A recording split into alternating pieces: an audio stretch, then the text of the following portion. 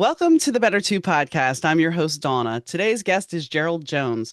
And Gerald comes on the show to talk about his app that he created with his best friend, Kevin Clark, called the Blessen app. He created it with his friend because they were tired of looking at the internet and, well, doom scrolling. Nobody likes to doom scroll. But we talk about that and we talk about his experience in the Boston Marathon, mental health, and so much more. So tune in. Hi, Gerald. How are you doing today? Good. Yeah, I'm doing good. Thank you. Thanks for asking. So you are out in LA, correct? Yes, I'm in LA. Yes. So your world is a little bit different, and I know you have an Emmy background. And what is different right now is that you have created an app with your partner, friend, Kevin Clark. And Kevin is not here with us. He was supposed to be when things happen.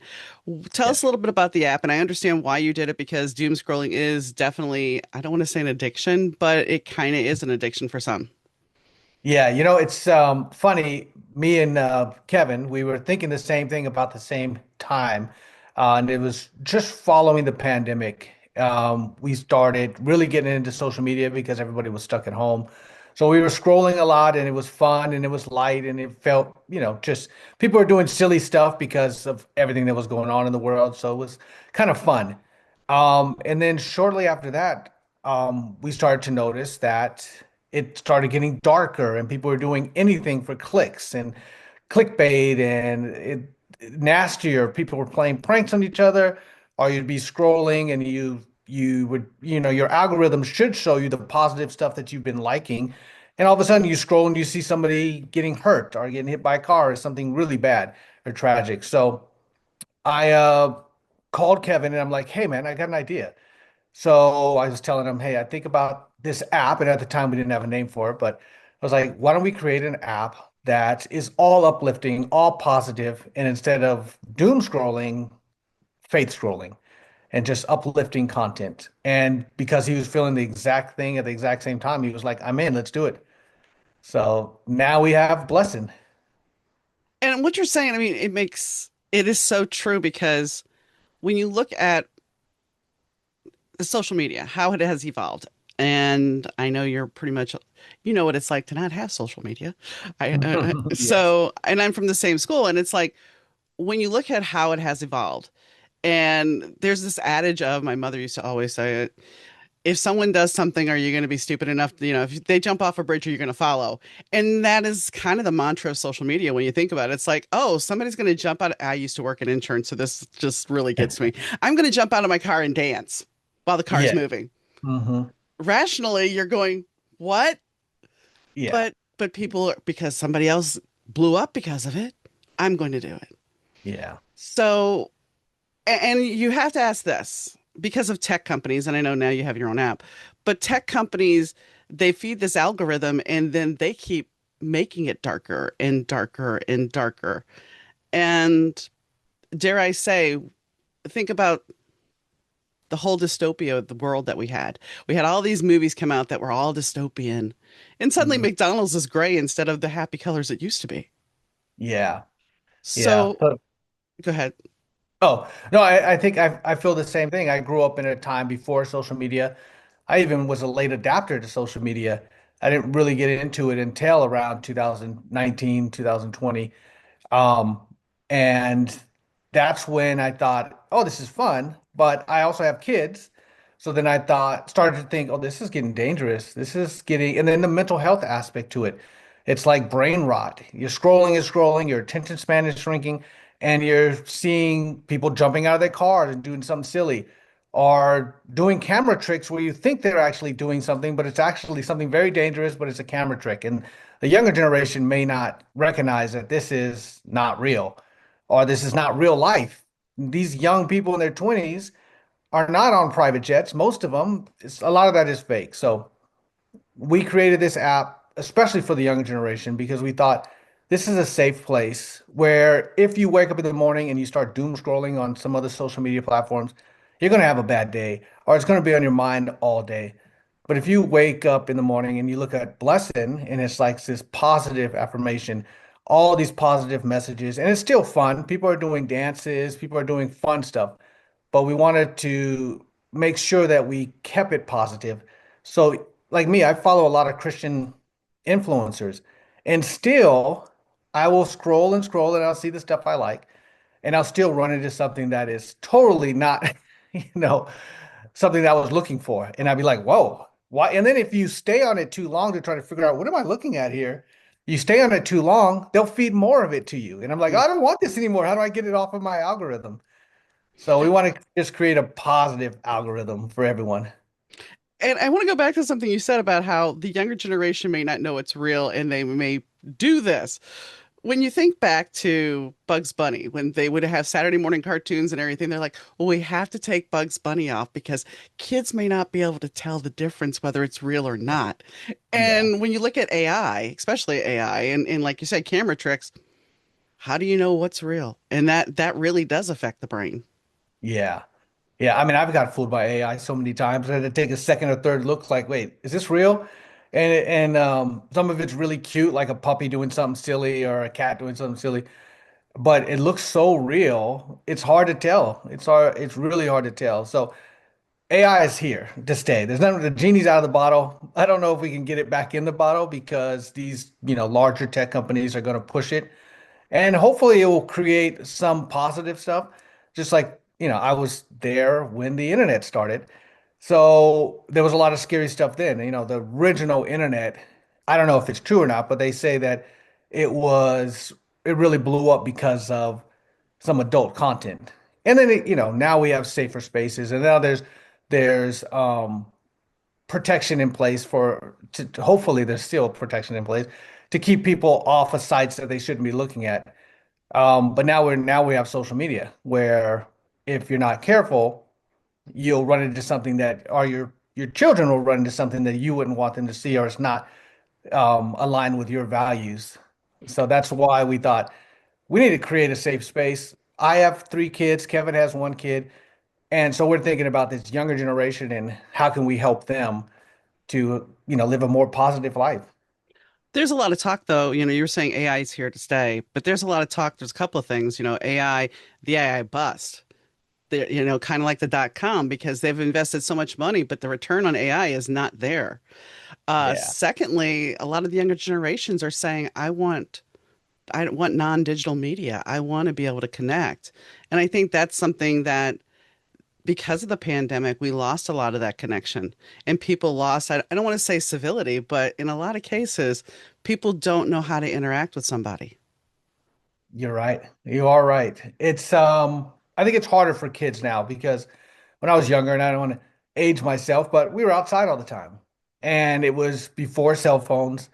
We had to use a payphone. We'd call people and we'd call them, collect, and be like, "Hey, call me back," and then give them the number real quick. So I was like a free range kid. I was running around. My grandparents lived on one block left, one block right, so the whole neighborhood knew everybody. Nowadays, the kids are more isolated because they're at home all the time, and now there's a lot of times there's two working parents, and I had one parent at home most of the time, and my dad would work. So there's always somebody around. But even with my kids, it's two working parents. You try to connect with them, you try to sit down and have dinner together, but some families don't have that. So I think social media is where they go to try to connect with people. So I want them to see real people, real messages, and real positive messages. If that's where they're going to go anyways, they should have an option to say, okay, well, I've seen enough of people getting hurt. I've seen enough people eating Tide Pods or doing something dangerous. Let me go see what's going on Blessn right before you go to sleep. You don't want to have a nightmare? Jump on Blessn and scroll, and then you fall asleep thinking uplifting thoughts. Well, and I want to touch on something that you and Kevin had done, which was the PSA for in-school violence. And there was somebody I was talking to yesterday. The sheer fact that I think my generation, maybe yours, because you don't want to age yourself, but my generation was like the last generation not to deal with school shootings. I mean, we had the biggest thing we didn't have active shooter drills. We had a tornado drill where you're going to Oh, go out in the hall and put a book over your head. Let's be honest here, that's not going to save you in a tornado, but this is what we were taught. But we didn't have that stress, and so when you look at that compounded with social media, compounded with social interaction that is can be bullying, Yeah. Kids nowadays are under such chronic stress from such a young age. Yeah, I mean, I'm in the same boat as you. I'm in California, so we had earthquake drills and we had fire drills, and that was it.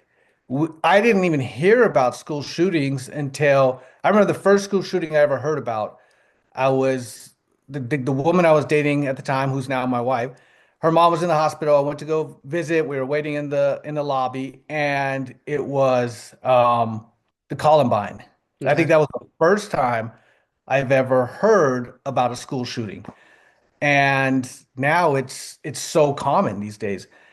So, and I think it has a lot to do, and that's before social media, I believe. So I think it Hmm. has a lot to do with the stress these kids are under. And now the images they see are also creating more and more stress to fit in, or now they don't fit in because they can get bullied online or um, targeted online because they're not fitting into what the social norms are at that particular area. So it's a lot harder for kids these days. Oh yeah. I mean, I was working at McDonald's in 1984, and mass shootings at that point were few and far between. And somebody had gone into a McDonald's out in California and shot up the place. And it Mm. really didn't bother, I mean, it bothered me, but it didn't bother me until I had a customer come in and ask me. Like I said, 17 years old. She asked me to my face, "Are you scared to work here now since that shooting happened?" Yeah, And I remember just everything shifting at that moment, like, yeah, I guess I am, because it could happen here. And when I worked at Chuck E. Cheese, we had somebody come in after hours and rob the store. oh wow. And I remember how panicked I was going through that. So we don't think about those moments of, when it doesn't affect us, we don't fully grasp how traumatizing it could be.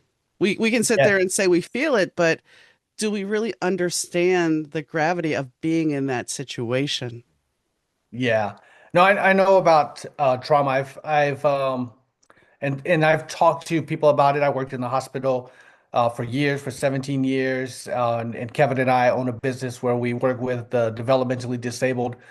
But also, what I've learned about myself in trauma, I ran the Boston Marathon in 2013, and that was the year that it was bombed. So I was not near the bombing. I was about a mile away, so I was safe. But my wife was at the finish line, and they cut off all communication. So it was a scary moment because I didn't know where my wife was. I didn't know what was happening. We weren't getting play-by-plays like as somebody at home Right. is listening to the news and they're getting details. We have no details. We're in the middle of the road, and everybody's like, "Get out of here!" So we're just walking the streets in Boston, which I've never been before until that day. And I didn't realize that I was traumatized from that moment until like a year later. I snapped at somebody, and then I was like, "What's going on?" And I never got therapy. I probably should have, but I didn't know that I was having these issues until I realized, like, wait a minute, it's all this pent up Hmm. fear and anger about the what happened then, about the unknowing and my safety and how dangerous that moment was.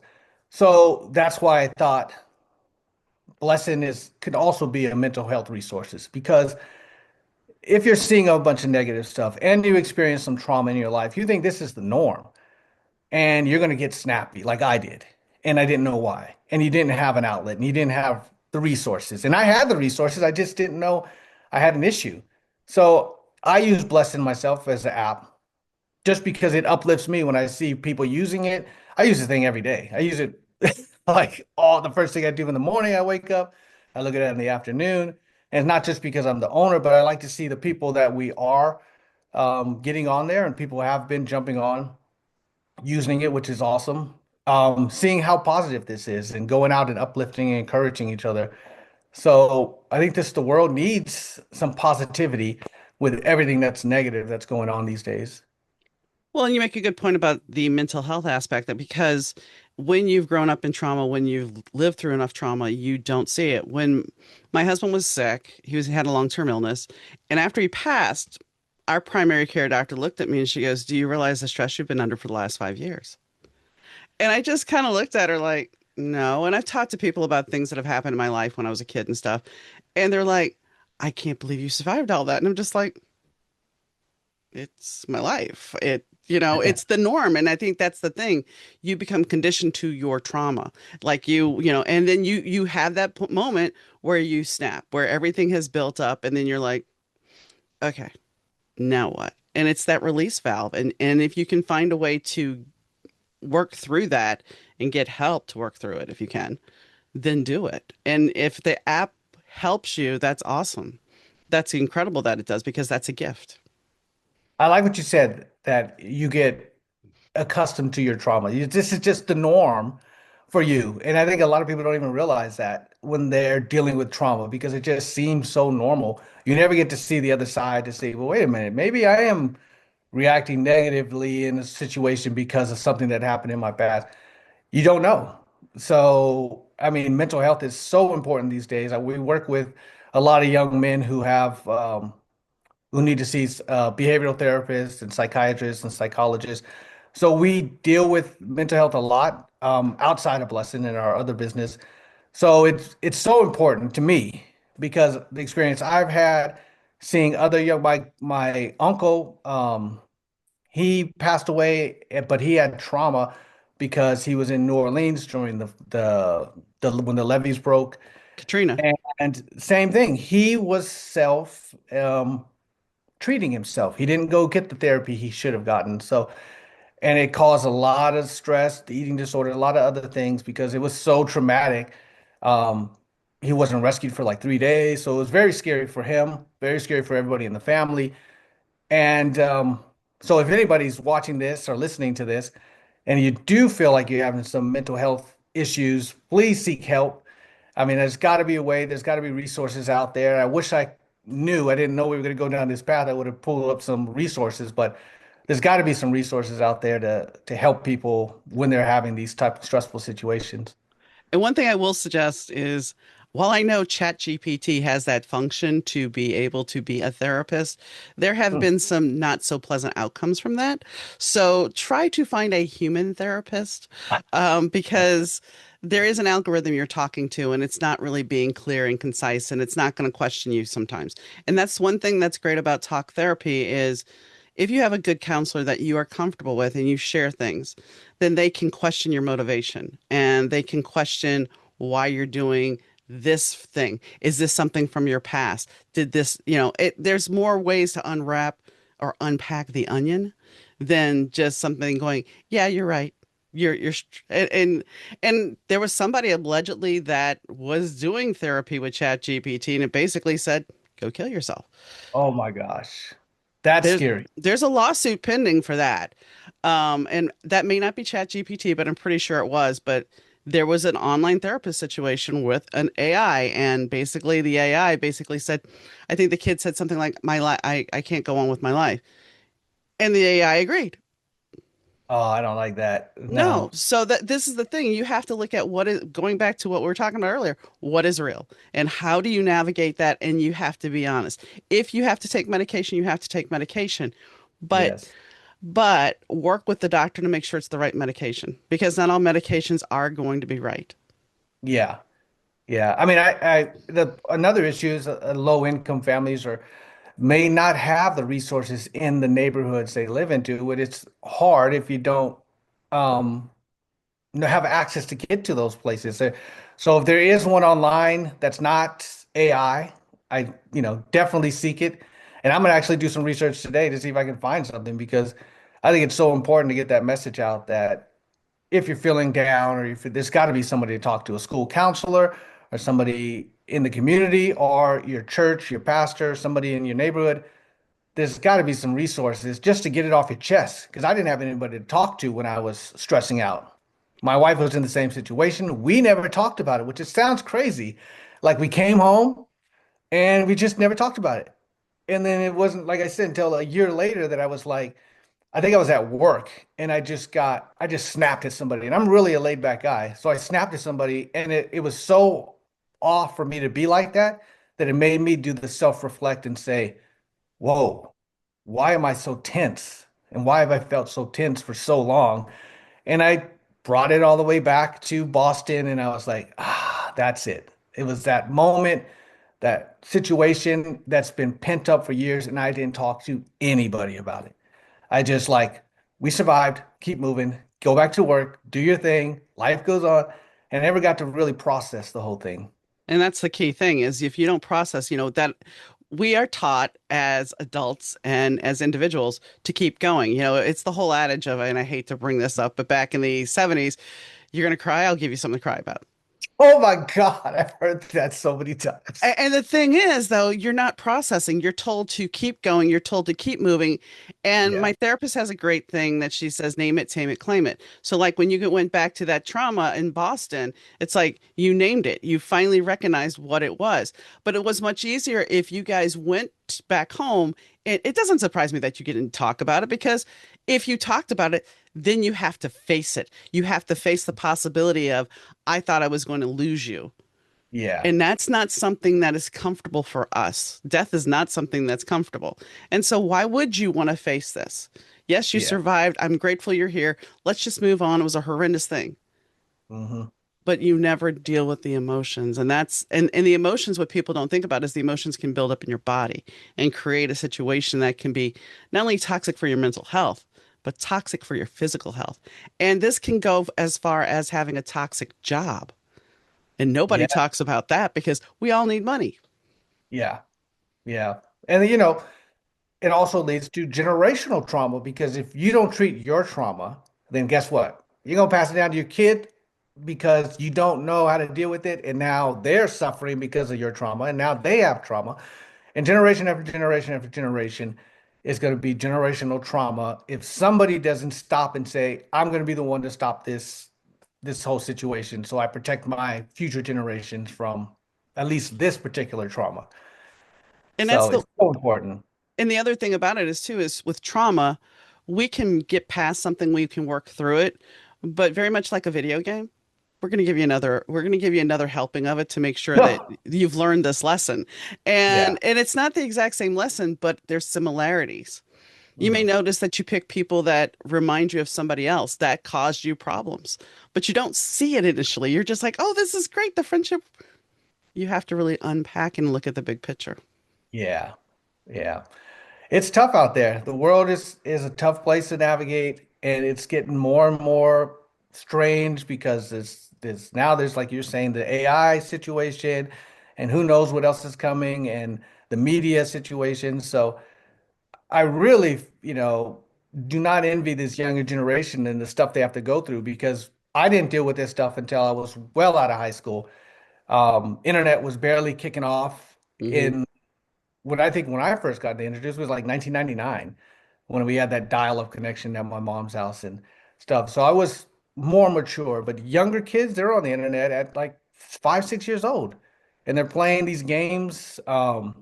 My daughter was playing Roadblocks and I don't know anything about this stuff. So I'm like, who are you talking to?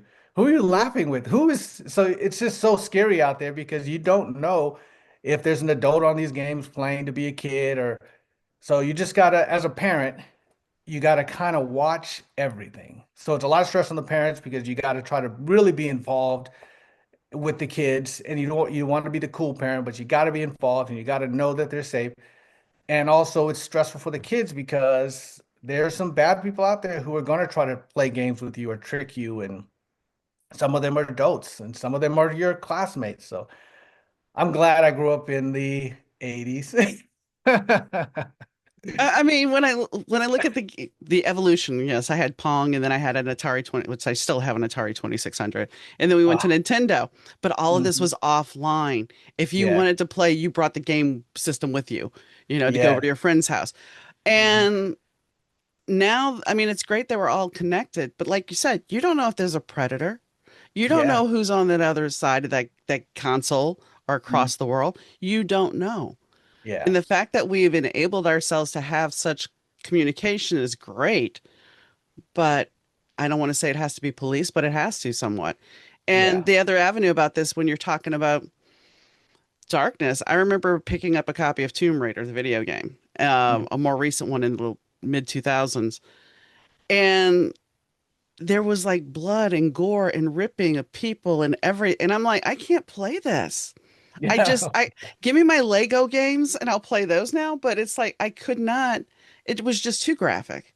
And at Yeah. what point have we become so desensitized to violence? And that kind of goes back to the school thing, is when did we become so desensitized to violence? Yeah, If it's you see true. somebody's nipple or they're breastfeeding, oh my gosh, we can't have that. But hey, this guy just shot somebody and we're not even going to give you a warning. At least when I was growing up, if you have small children or sensitive adults, please leave the room. And then they Yeah. would show the story. Now it's like wherever you want to go. It's Yeah. always there. Yeah. And speaking of video games, I remember when Mortal Kombat came out. Remember that game? Hmm. And it was all over the news because it had blood and guts and fatalities in there. And then once that came out, everybody had to top it and top it and top it and top. And the same thing with media out there. If something gets a lot of clicks, something gets a lot of views on some of these platforms, well, guess what? We know what's working. Do that again. Show Yeah, that bad stuff. Show somebody getting hurt. Dark web stuff. But it's not on the dark web. It's on most of these social media platforms. So we are trying to safeguard people from that. And if that's what you want to watch, then, I guess. But if you're tired of seeing that or tired of coming across it accidentally, that's when hopefully you jump on Blessn and then you start posting because I like to share anything that's positive that happened to me. Hopefully it brightens somebody else's day. So you can even share some of your struggles and advise people on how you got through it. It doesn't have to be everything is uplifting, but as long as it's ends with something like, hey, I was going through this struggle, the Boston Marathon, and it stressed me out, blah, and you went and took these steps. Those are the kind of stories you want to see on our platform because there's enough platforms out there to show you the negative stuff. So we thought, let's create a positive place. which is good because as an author, I have this situation where if I turn into social media, we have this whole thing now where our readers will come out and say something. It's like, oh, authors should not indie authors should not be reading their own reviews. They should not be doing Oh, this. They should not be doing that. It's like, why are you policing us? We're not doing anything, but they shouldn't self-recommend their books. Okay, so who's going to recommend our books? yeah, I mean, right. it's like, and that's the funny thing about the internet and social media is because now we have all these parameters of this is the way it should be. You should be a trad wife. You should be this. And I wanted to say something briefly when you were talking about young men that you have to counsel occasionally. The fact is, now we have all these thought leaders out there that are creating such a nasty narrative, and I'm not going to name names, I think we all know, but they're creating these incels, and this isn't healthy because you're why do we have to have thought leaders? Why can't we have critical thinking and form our own opinions? But social media has given us our opinions that here, this is what you're supposed to feel and Hmm. see. Yeah, yeah. And the other thing is what I've found is on some social media platforms, people are pretending to be something, and the next thing you know, you're like, oh, okay, this person seems cool, and they're selling their OnlyFans page or they're promoting an OnlyFans. I'm like, whoa, whoa, wait, how did this get on my social media feed? So, I had a friend recently that she posted a comment on somebody's picture who was a celebrity, a mhm. alleged celebrity. I'll let me clarify that. And he's like, well, come over to Telegram and talk to me over there. So she did. Oh And no, midway through, he asked for money to join his inner circle so he can talk to her oh, privately because, there's got to be NDAs and everything else. hmm, So I did some digging because of what I do. And I contacted his management company, and his Facebook page was recently removed. And we always suspected he was fake anyway. But hmm. today we're talking, and she's like, "Yeah, somebody got scammed out of I don't know how much money because she thought she was dating Brad Pitt." Oh God, And um, the fact is, he was sending AI stuff now. So these scammers have upped their oh, game and are using AI because yeah. you've seen the videos where the guy turns himself into Taylor Swift. Oh, I haven't seen Oh that. Wow, yeah, yeah. what? They use AI to turn themselves and they do a split screen into a celebrity. That's nuts. Yeah. So it's That's it's it's scary out there, folks.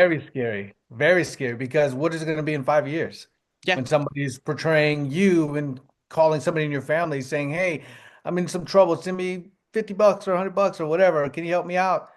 And it's not even you. You're just thinking you're doing a FaceTime call with somebody and hey, look, believe me, it's me. I'm right here. Yeah. So that's scary. Yeah. That is scary.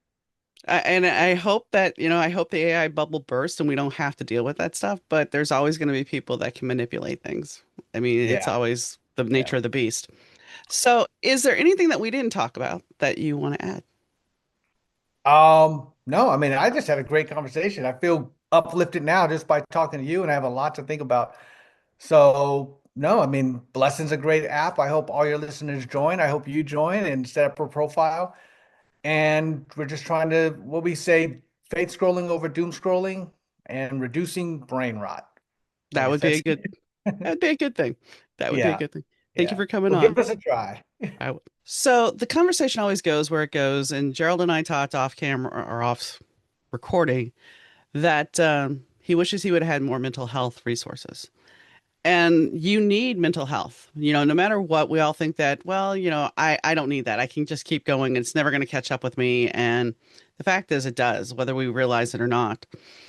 You know, the fact is we have these little stressors. It could be your job, it could be, you're working two jobs. It could be the lack of money. It could be that, you're trying to figure out how you're going to pay your rent, how you're going to feed your family, how you're going to be a parent when you're working so much and you have no time for yourself. All these things come into play and we don't really look at those things. And then, say you're under all this stress and then you go and decide, I'm going to go on social media because I want a little stress relief. Well, if you start doom scrolling, there's going to be all these things that are just going to incite you. They're going to, I don't want to say gin you up, but they're going to tick you off. They're going to go, why? They're going to feed your anger, feed your stress. And then you start losing faith and losing hope. And that's one thing about the Blessn app. It's supposed to be about hope. I have not checked it out yet, but I want to go back to where I was going. So when we look at all these little stressors and then we look at social media feeding it, I have to take myself down to a point of earlier this year, back in January, or I'm taping this in December. So this would be last January. And I have to take myself back to that point of getting the cancer diagnosis and thinking about I have to fight cancer. I'm fighting for my life. Granted, that may seem a bit melodramatic because it wasn't that big a deal. It was, but it wasn't. But when you get that diagnosis, you don't know where you're at. You don't know because at that point, I didn't fully know if it had spread. I didn't know anything.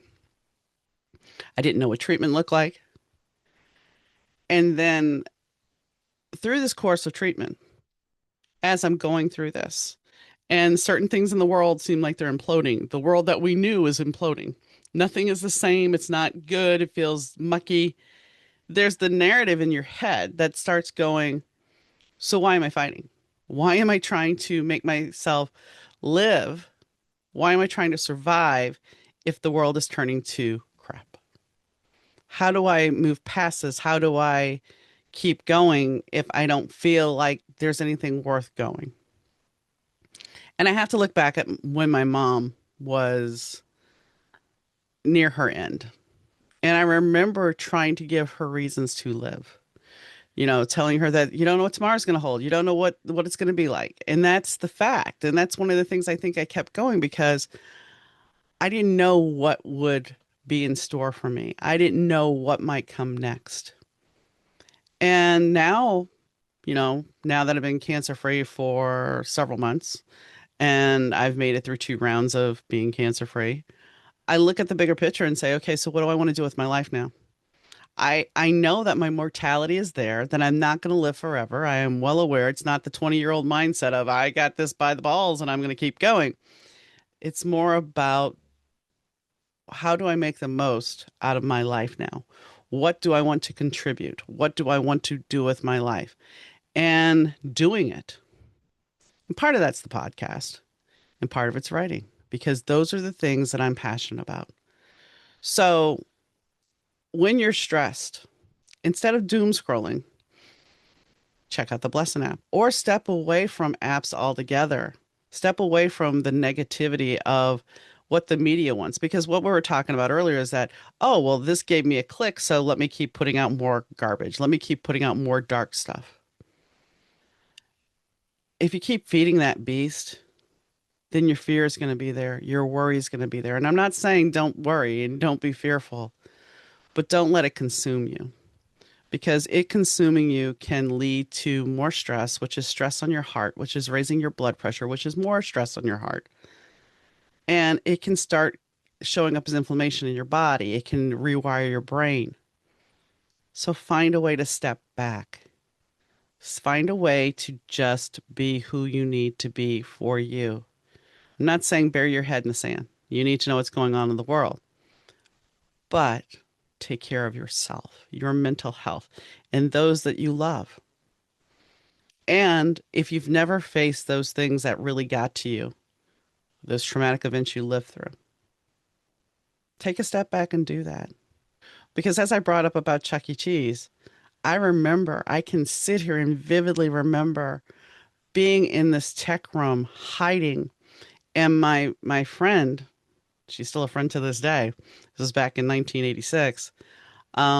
Stuffing napkins in my mouth because I was hyperventilating and my legs went out because I was terrified. And the interesting thing is, I mean, there's in between there. When the guy broke in, he put a gun in her face, not mine, hers. And I saw the guy trying to get into my boss's office with the gun. And that's when I took off running. But my point is, she handled that stress better than I did. And just because she did doesn't mean it didn't affect her. Just because she did doesn't mean that my stress wasn't validated or my fear wasn't valid. Because we both had that same fear. It's just one of us handled it differently. So if you went through an event with somebody and they're just kind of like, oh, it's fine, you have to look at how you're affected. While they say feelings aren't facts, your feelings are still valid because they are your feelings. So I will get off my soapbox now. Find some resources if you can for mental health. And if necessary, reach out and I'll try to help you find some. But be cautious if you're going to talk to AI because you never know what the algorithm is going to tell you. And you don't want somebody saying, yes, that's valid. When you're saying, I don't want to live anymore. And the computer simulation says, oh, you don't need to. Because life is a little bit more important than that. Even though it may be a struggle, there's lessons here for us to learn. And we'll survive. You'll survive until the day you're not supposed to be here. And that's okay, because I know eventually I won't be here. But for now, I am, and I'm going to do the most I can with my life and find what makes me happy. So, on that note, I hope you guys have a wonderful day, evening, weekend, whenever you're listening.